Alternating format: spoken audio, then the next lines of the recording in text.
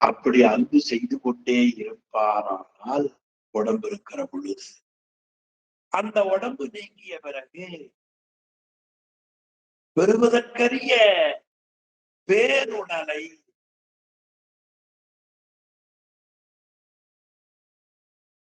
பெறுவதற்கு இந்த உடம்பை விட்டு உயிர் நீங்குவதற்கு முன்னமேயே இம்மையிலேயே எல்லா பாசங்களும் ஒழிய பெற்று சிவ நுகர்ச்சி உடையவராய் சிவபெருமானுடைய மலரடி கீழ் இருந்து வாழ்வார்கள் என்று இந்த திருப்பாடலுடைய திரண்ட கருத்து நாம் அறியப்போம். காயம் ஒழிந்தால் சுத்தனாகி ஆன்மா, காயம் ஒழிந்தால், காயம் உடம்புக்கு காயம் பேர், காயமாகி இந்த உடம்பு அழிய பெறுமானால்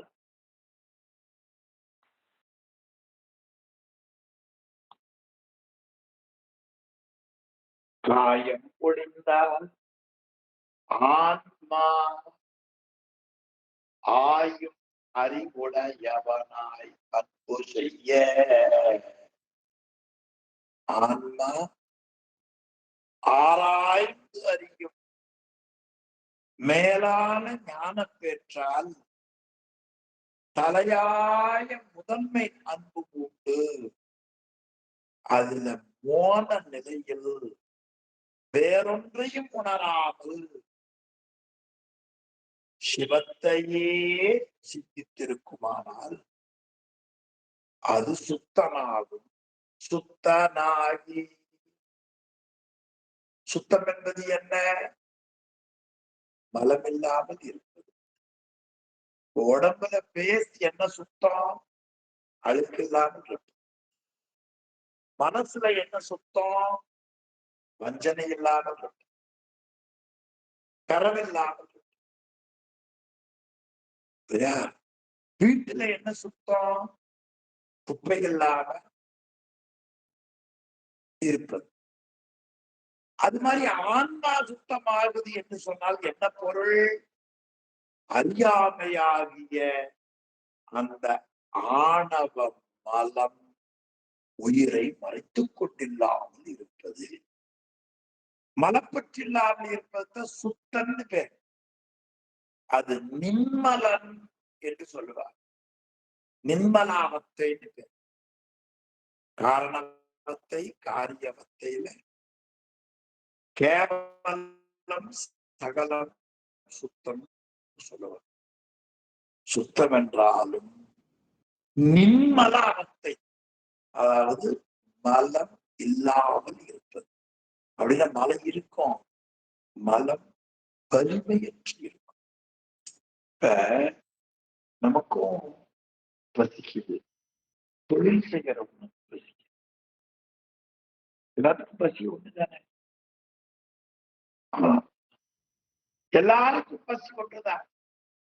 ஆனா தொழில் செய்பவருக்கு வேலை முடிகிற வரைக்கும் பசி இருக்கும். சும்மாக்கிறவனுக்கு மணியானா பசிக்கிற மாதிரி ஒரு நினைப்பு இருக்கு. ரெண்டுக்கு வேறுபாடு பார்த்தீங்களா? 5 நாளை சாப்பிடல தின்னலாம். ஆனா சிவபெருமானுக்கு சோறு இல்லைன்னு நினைச்சாரே, அவர் உள்ளம் எங்கே? எண்ணி பாருங்கள். அதுதான் பசி இருக்கும், உணர்வு தாக்கம். திருச்சிராப்பள்ளி இருந்து அவர் பைநீதி போகிறார். சரியான பசி உடம்பு. அப்பொழுது அவருக்கு அந்த பசிங்கிற உணர்வே இல்லை. பசி என்கிற உணர்வே அவருக்கு இல்லை. ஆனா சிவபெருமானுக்கு தெரிந்ததா இவர் பசியோடு போகிறார். எனவே கட்டிச்சோறு கொண்டு கொடுத்தார். அப்ப அந்த மனம் என்ன பண்றதுல பற்றல. அது மாதிரி ஆணவ மலம் தன் மறைத்து செயலை செய்யாமல் இருப்பது மலப்பற்றுள்ளார். எப்ப அது செய்யாம இருக்கும்? சிவஞானம் உள்ள விலகி தோன்றுகிறது. ஒரு அறையில இருள் எப்ப வராம இருக்கும்? வெளிச்சம் இருக்கிற வரைக்கும். கரண்ட் போயிடுச்சுன்னா இருட்டு தெரியும். அது மாதிரி உள்ளத்துக்குள்ள சிவசிந்தனை இருக்கிற பொழுது, சிவப்பிரகாசம் இருக்கிற பொழுது இருள் அடலாம். அதைத்தான் சுத்தனாகி, சுத்தம் என்பது அஞ்ஞானம் நீங்கி இருத்தல். அந்நிலைமை இந்நிலையில் அடைந்த முறையால், மூணாவது வரி கீழே பாருங்க. அந்நிலைமை இந்நிலையில் அடைந்த முறையால், அந்நிலைமையாவது அந்த மலமுத்த நிலையை இந்த பிறப்பிலே அப்படி அவன் அடைந்து நின்ற முறையாலே மாயமெல்லாம் நீங்கி,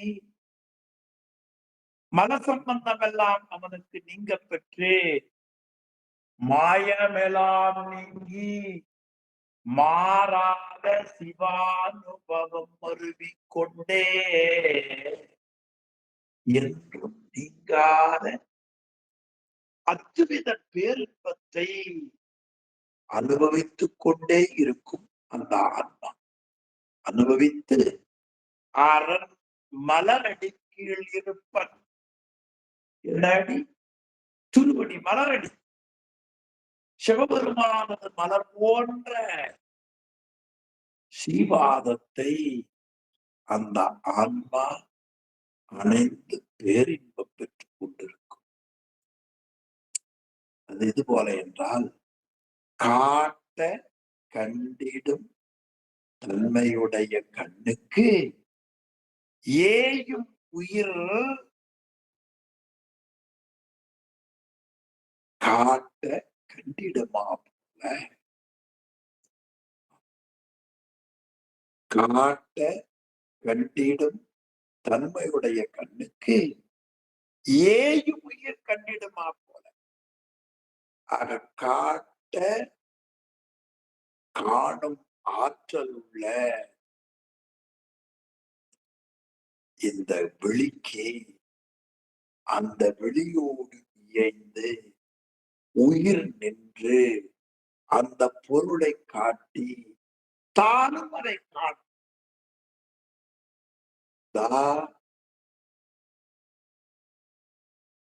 எல்இடி டிவியினுடைய ரிமோட் காட்டும்.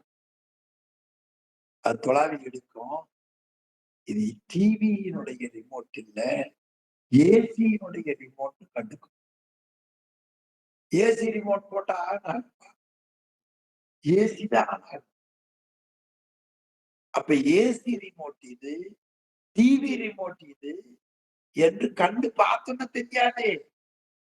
உயிரின் அறிவு கண்ணில இருந்து இது ஏசி ரிமோட், இது டிவி ரிமோட் காட்டி பிறகு அதை இயக்குமாறு செய்து திரைப்படத்தை பார்த்துட்டு உயிர் அதன் மூலமா இன்ப நன்பம் தர வைக்கும். அதனாலதான் அங்க சொன்னார், காட்ட கண்டிடும் தன்மை. ஆமா. ஆக அப்படி அப்படி உயிர் அறிவு அதனோடு இயங்கி இயக்குவதை போல இறைவனும் ஆணவ மலம் நீங்க பெற்ற உயிருக்கு பேரின்ப அனுபவத்தை அனுபவிக்கும்படி செய்து, அவனுக்கு அந்த அனுபவம் இல்லை, ஆனால் உயிரோடு இருந்து அந்த அனுபவத்தை உயிருக்கு ஊட்டுவான் என்று நமக்கு காட்டுகிறார்.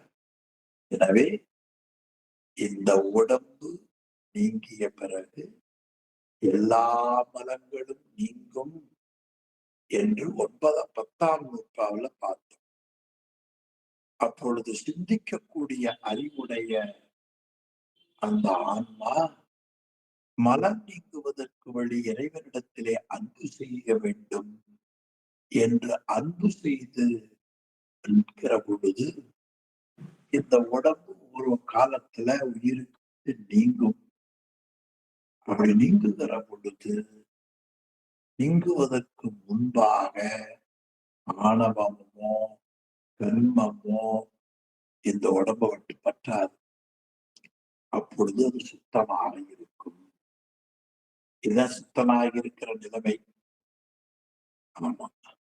அப்ப இங்க ஆன்மான்னு யார சொல்றா? சாதாரணமான ஆன்மாவ அல்ல. இங்க சொல்ற ஆன்மா மெஞ்ஞானத்தில் ஈடுபட்டு மோனம் நெட்டை கைவர பெற்ற ஜீவன் முத்தரைத்தான் இங்க ஆன்மானார். நம்மளே நினைச்சக்கூடாது. ஆமா. காட்ட கண்டிடும் தன்மை உடையது கண். காணுமாறு இல்லாத குருட்டுத்தன்மையும் காட்டினும் காட்ட விருப்பமின்மையால் காணுமாறு இல்லாத பகல் குருடு தன்மையும் இல்லாத துங்கமாய விழி என்று காட்டினார். துங்கமாய விழி பெருமையுடைய விழி. இது உமாபதி சிவத்துக்கு கூட ஒரு பல்லக்கில் அவரை கூட்டிட்டு போனாங்க. அப்ப மறைஞான சம்பந்தர் சொன்னார், பட்டகட்டையில் பகல் குருடு. இதுதான் ஒரு உபதேச மொழி. அது உங்களுக்கு அந்த வரலாறு தெரியும்.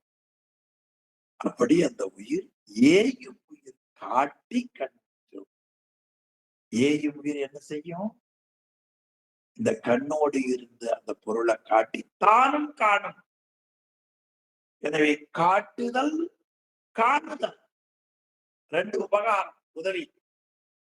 ஆக உயிரறிவானது கண்ணோடு இயைந்து சேர்ந்து நிற்கும். அப்பொழுது கண்ணுக்கு வேறாக இருக்கிற அந்த உலகப் பொருள்களை காட்டி அந்த உயிரோடு உடனாய் நின்று உயிரறிவின் மூலம் கண்ணை இயக்கி தானே கண்டு நிற்பது அற்றுவதை இயல்பு. அதை போல ஈசன் உயிர்க்கு காட்டி கண்டிடுவன். காட்டி கண்டிடுவன். மேல வரி பாருங்க, 2வது வரி. உயிர் காட்டி கண்டிடுமா போல. 2வது வரியில அடுத்தது பாருங்க, உயிர்க்கு காட்டி கண்டிடுவன். அப்ப கண்ணுக்கு உயிர் காட்டி கண்டிடுவதை போல ஈசன் உயிருக்கு காட்டி கண்டிடுவா. அத அடுத்தடுத்த வரியிலேயே காட்டார் பாருங்க. ஆயும் அறிவுடையவனாகிய ஆன்மா என்ன செய்யும்? அன்பு செய்யும். என்ன ஆயக்கூடியது? 8ஆம் நூற்பா கருத்தையும் 9ஆம் நூற்பா கருத்தையும் மீண்டும் மீண்டும் மீண்டும் ஆன்மா உள்ளத்துக்குள்ள ஆராய்ச்சி பண்ணணும். 8ஆம் நூற்பா என்ன? தம்முதல் குருவுமாய் தவத்தினில் உணர்த்த விட்டு அந்நியமின்மையில் அரண்களஞ்செருமை என்ற கருத்தையும் பாச ஞானம் பதிஞானம் உணரா பதியை ஞான கண்ணினில் சித்தை நாடி உரா துணை தேர்ந்தன பாசம் ஒருவ தன்னிடலாம் பதி என்று ஆன்மா ஆயவை. அப்படி ஆராய்ந்து தன்னை இழந்து தலை அன்பு பூண்டொடுக வேண்டும். அந்த நிலையிலேதான் ஆன்மாவிற்கு ஆணவ மலம் முழுமையாக நீங்க பெற்று ஜீவன் முத்த நிலையிலே இருக்கிற பொழுது இந்த காயம் ஒளிந்து பிறகு அது பரநிலையை பெறும். மாயமெல்லாம் நீங்கி தத்துவம் தாத்வீகம் இவர்களை ஒட்டி அறியக்கூடிய அறிவு மயக்க அறிவு. தத்துவம் 36, தாத்வீகம் 60. கருவிகரணங்களால் வரக்கூடிய அறிவு மயக்க அறிவு. அவையெல்லாம் உயிர்களை விட்டு ஒழிய பரமோகமாகிய மேலான சுகத்தையே ஆன்மா அனுபவித்துக் கொண்டிருக்கும். அந்த நிலைதான் மாயமெல்லாம் நீங்கி மாறாத சிவா அனுபவம் அறிவிக்கொண்டே இருக்கும்.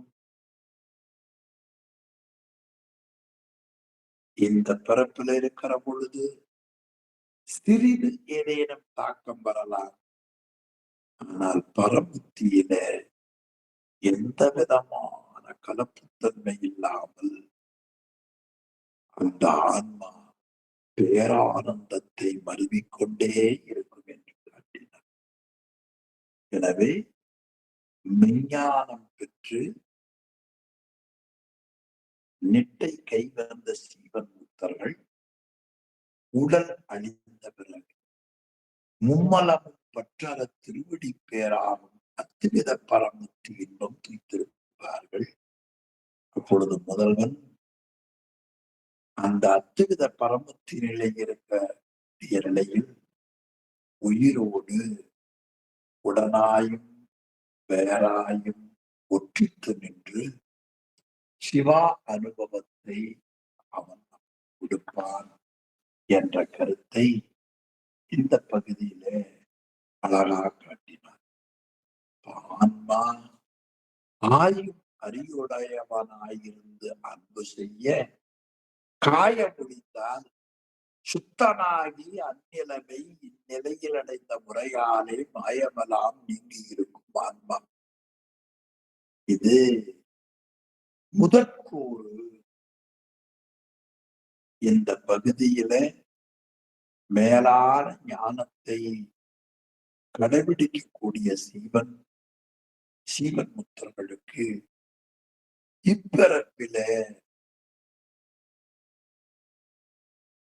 கண்மம் அற்றிருக்கிற முறையாலே இந்த உடம்பழிந்து இந்த உடம்பு அழிகிற பொழுது மும்மலப்பற்றும் அற பரமுக்தி இன்பமாகுவதைப் போல பரஞானத்தின் இயல்பும் அதன் பயனும் மும்மலம் அறப்பெற்ற சிவானுபூதி நிலையையும் முதல் அதிகரணத்தில 4 பாடல்களில் அருணகிருஷ்ணன் காட்டுகிறார். அதுல முதற்கூறுல முதல் பாடல் 311 பரஞானத்தின் இயல்பு அதன் பயன். பரஞானத்தின் இயல்பு அதனுடைய பயன் ரொம்ப அருமையா ஆசிரியர் இந்த திருப்பாடல்ல நமக்கு காட்டி இருக்கிறார். 311வது பாடல் பாருங்க. பரஞானத்தால் பரத்தை தரிசித்தோர் பரமே பார்த்திருப்பர் பதார்த்தங்கள் பாரா பார்க்க பரஞானம் பரஞானம் அஞ்ஞான விகற்பம் வாச்சிய வாசக ஞானம் வைந்தவத்தின் கலக்கம் தரு ஞானம் போக ஞாதிரு ஞானம் ஞேயம் தாங்கிய ஞானம் சங்கற்பனை ஞானமாகும் திருஞானம் இவையெல்லாம் கடந்த சிவஞானம். ஆதலால் சீவன் முத்தல் சிவமே கண்டுபிடிப்பார். ரொம்ப அருமையான திருப்பாடல். பரஞானத்தால் பரத்தை தரிசித்தோர். பரஞானம் என்பது என்ன? பதிஞானம். சிவபெருமானுடைய அந்த அறிவை கொண்டு மேலான பேரின்பத்தை உண்மை ஞானத்தை தரிசித்தவர்கள் பரஞானத்தால் பரத்தை தரிசித்தோர் பரமே பார்த்திருப்பர். பதார்த்தங்கள் பாரார். அப்ப அவர்கள் சிவம் ஒன்றையே கண்டு கொண்டிருப்பர். ஏனை பதார்த்தங்களை சிறிதும் கூட காண மாட்டார். ஆனா நாம சிவத்தை தவிர எல்லாத்தையும் அவங்க சிவத்தை தவிர எதையும் பார்க்க மாட்டாங்க. அவங்க அறிவுக்கு நம்ம அறிவுக்குள்ள வேறுபாடு. ஞானிகள் என்ன செய்வார்கள்? தவறை கூட பெருசு பண்ண மாட்டார். கள்ள தலைவர் துயர் கருதி தம் கருணை வெள்ளத்து அலைவர் மிக என்றார் திருக்குறட்பயன்ல. பரமே பார்த்திருப்பர் பதார்த்தங்கள் சிவபெருமானையே தரிசித்துக் கொண்டிருப்பார்கள். ஏனையவற்றை பாரமாட்டார்கள். என்னர்த்தம்? இறைவன் உயிரோடு வேறாகவும் உடனாகவும் ஒன்றியும் அவன் இருக்கிறான். இந்த உண்மையை தெளிதலாகிய விஞ்ஞானத்தை பெற்றவர்கள் சீவன் முத்தர்கள். களமுத்தன்மையால் ஒன்றாயும் பொருள்தன்மையால் வேறாயும் செலுத்தும் தன்மையால் உடனாயும் இருப்பவன் இறைவன். இந்த உண்மையை தெளிவற்றவர்கள் சீவன் முத்தர்கள். அவர்கள் இறைவனையே கண்டு கொண்டிருப்பார்கள். ஆக அவனையும் அவனுடைய இயல்பையும் தெரிந்திருப்பார்களே தவிர, அதாவது சிவபெருமானை பற்றியும் அவனது இயல்பையும் தெரிந்திருப்பார்கள். எப்படி? ஈராய் முதல் ஒன்றாயிரு பெண்ணான் குணம் ஒன்றாய் மாறாமறை நான்காய் வரு பூதம் அவை ஐந்தாய் ஆறார் சுவை ஏழோடிசை எட்டு திசை தானாய் பேராய்வுடன் ஆனா இடம் வீடி பிளரையே என்று அவனையே திருத்திருப்பார். ஏனைய உலகப் பற்றுக்களை காணவே மாட்டார். அது வெண்ணையுட்படுத்துகிற அபரஞானம். பரஞானம் வீடு பெற்றிய அது மேலான அறியக்கூடிய விடயம்தான் பதார்த்தம் சொல்லுகிறார் அருள் சிவம். இனி பரமே பார்த்திருப்பர் பதார்த்தங்கள் பார்க்க வரும் ஞானம் பல ஞானம்.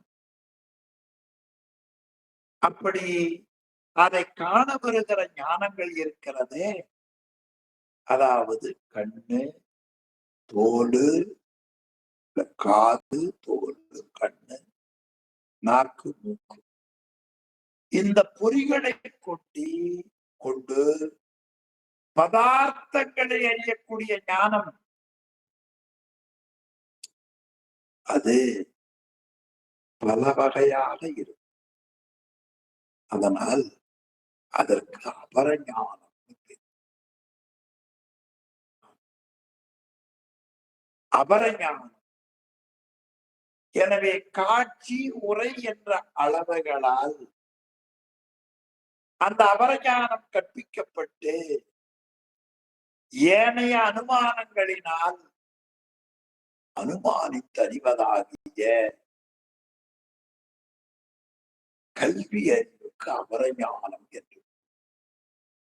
கல்வி அறிவுக்கு அபரஞானம். கற்றதனால் ஆயப்பயன் என்கொள் அபரஞானம் தான். அப்ப எது பரஞானம்? நற்றால் தொழுதல். இறைவனுடைய தாள், அது நன்மை தரக்கூடிய தாள். நன்மை கூட்டல் தாள் நற்றாள். அதை தொழ வேண்டும். எனவே பார்க்க ஒரு ஞானம் பல ஞானம். அது அஞ்ஞான விகற்பம்னார். ஞானத்திற்கு மறுதலையா இருப்பது அஞ்ஞானம். அது அறியாமையோடு கூடி பல வேறுபாடுகள் உடையதாக இருக்கும். விகற்பம் வேறுபாடு, பலஞானம் அது அஞ்ஞான விகற்பம். அவையாவன வாச்சிய வாசக ஞானம், வாச்சிய வாசக ஞானம், வைந்தவத்தின் கலக்கம் தரும் ஞானம். வாச்சிய வாசக ஞானம் சொற்பொருளாலும் சொல்லாலும் உண்டாகக்கூடிய ஞானம். அப்ப சொல்லின் பொருளை கொண்டு சொல்லை கொண்டு வரக்கூடிய ஒரு அறிவு. அது எப்படி வரும்? சுத்தமாயிருந்த நாத தத்துவத்துக்கு அப்புறம் விந்து தத்துவம் வர, அந்த விந்துவிலே இருந்து வரக்கூடிய 4 வகை வாக்குகள் அது என்னென்ன? சூக்கும, பைசந்தி, மத்திம, வைகரி. இதை பற்றி நிகழப்படுவது இல்லையா? அது என்ன ஞானம்? அது வாச்சிய வாசக ஞானம். வாச்சியம்னா பொருள், வாசகம்னா சொல். இந்த 2ஆவது வருகிற அறிவு. இது ஐயப்பாடை தரும். எனவே கேள்வியால் ஆகக்கூடிய ஞானம் தர்க்கத்தில் கொண்டு போய்விடும். அது கடைசியில கலக்கமாய் இருக்கும். யாருக்கு கலக்கம் வந்தது? இந்த திருமாலுக்கு பிரம்மாளுக்கு யான்பரமும் யான்பரமும் யான்பரம் கலக்கம் வந்ததல்ல, அப்படி கொண்டு போய் நிற்கும். ஆக வாச்சியம் வாசகத்துக்கு பொருளாகும். வாசகம் சொல். எனவே வைந்தவத்தின் கலக்கம் வித்துவில இருந்து மாயை தோற்றுவதும், அந்த மாயையிலே இருந்து சூக்குமை, பைசந்தி, மத்திமை, வைகரி என்பது தோல வைகரி, சூக்கும வைகரி என்ற அந்த வாக்குகளும் குணங்களும் தோற்ற பிரபஞ்சம் தெரிவதாக இருப்பது வைந்தவத்தின் கலக்கம் தரும் ஞானம். ஆக விந்துவல தோன்றி வைகரி முதலிய வாக்குகளை பற்றி வரக்கூடியது ஐயம் தரும் ஞானம். அது என்ன ஞானம்? வைந்தவத்தின் கலக்கம் தரும் ஞானம். இந்த அபரஞானத்தின் மூலமா வரக்கூடிய ஞானங்கள் பல விகற்பங்களை உடையன. அதுல ஒன்று வாச்சிய வாசக ஞானம். வாச்சியம்னா பொருள், வாசகம்னா சொல்லு. அந்த ஞானம் வைந்தவத்தின் கலக்கம் தரும் ஞானம். கலக்கம்னா ஐயம்னு அர்த்தம். வைந்தவத்தின் விந்துல இருந்து தோன்றக்கூடிய சூக்குமை, பைசந்தி, மத்திமை, வைகரி, அதிலே இருந்து வரக்கூடிய ஞானம் ஐயம் தருவது. அப்ப வாச்சிய வாசக ஞானம் வைந்தவத்தின் கலக்கம் தரும் ஞானம் என்ற அளவில இன்றைய வகுப்பை நிறைவு செய்வோம். இனி போக ஞாதிரு ஞானம், ஞேயம் தாங்கிய ஞானம், சங்கற்பனை ஞானம், திருஞானம், இவையெல்லாம் கடந்த சிவஞானம். அந்த ஞானங்களை அடுத்த வகுப்பில் சிந்திப்போம் என்று சொல்லி, உயிர்களுக்கு அபரஞானம் என்பது பலஞானம், அது ஞான விகற்பம், வாச்சிய வாசக ஞானம், வைந்தவத்தின் கலக்கம் தரும் ஞானம் என்ற மட்டும் சிந்தித்து இருக்கிறோம். எஞ்சிய வேண்டனை அடுத்த வகுப்பிலே சிந்திப்போம். இது சில பேருக்கு இதை கேட்டு பழக்கம், பல பேருக்கு இது புதுசு. அதனால 2 முறை 3 முறை திருப்பி திருப்பி திருப்பி திருப்பி பார்க்கும் பொழுதுதான் நம்முடைய உயிர் அந்த செய்தியை வாங்கும். அது தாண்டின பிறகுதான் தெளிவு கிடைக்கும். அது வரைக்கும் அது வராது. அதனால் மீண்டும் நினைவுறுத்தினேன். இதற்கெல்லாம் அருள் செய்த திருவருளையும் குருவருளையும் உங்களுடைய திருவடிகளை வணங்கி இன்றைய வகுப்பை இந்த அளவிலே நிறைவு செய்வோம். சிவாய திருச்சிற்றம்பலம். திருச்சிற்றம்பலம்.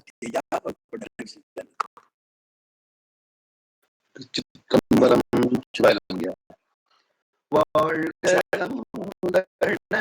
வானவராயினம் வீழ்க தள்பூனை வேந்தனும் ஓங்குக ஆழ்க